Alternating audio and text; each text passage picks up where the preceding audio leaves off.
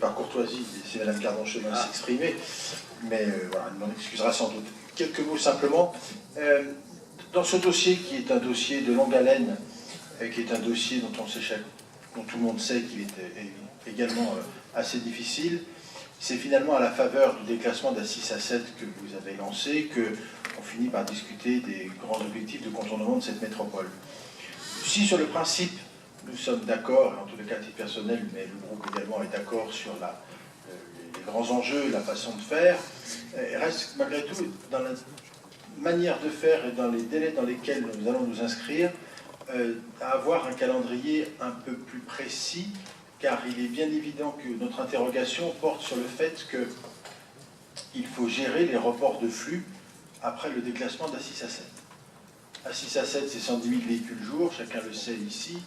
C'est finalement que 10% de trafic national ou international, nous le savons tous. Ça reste donc très majoritairement du trafic d'agglomération ou métropolitain aujourd'hui. Or, si les capacités finales de la 6 à 7 déclassées sont de l'ordre de 50 000 véhicules jour, de ce que j'ai pu comprendre, de ce qui a été dit, il y en a 50 000 autres qui se promènent.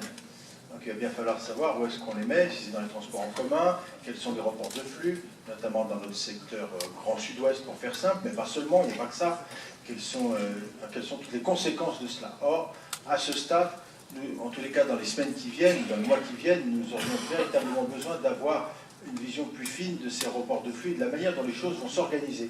Et singulièrement ces reports de flux, que se passe-t-il en cohérence avec les délais d'aménagement des différents projets qui sont présentés et qui va financer tout ça et comment les choses vont se financer.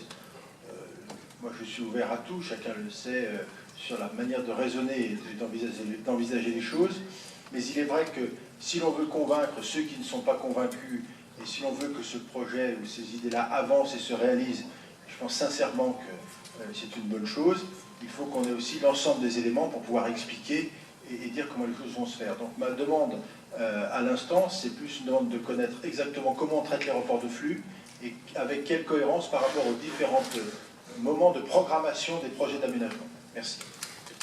Merci bien, on va passer...